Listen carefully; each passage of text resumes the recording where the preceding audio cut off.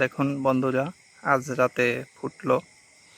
এটি একটি self fertile অর্থাৎ সেলফ পলিনেটেড ভ্যারাইটি। এটির পলিনেশন দরকার হয় না, তাই এটির পলিনগুলো আমরা কালেক্ট করব। ওই সাইডে দেখুন আরও একটি ফুল ফুটেছে এই জাতের।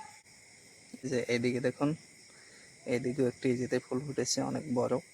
এগুলোর ভিতরে অনেকগুলো পলিন আছে, তো এগুলো আমরা কালেক্ট করে নেব। প্রথমে এরকম একটি ভ্যাকুয়াম ক্লিনের দ্বারা। তো চলুন এগুলো কালেক্ট করে নিই আমরা।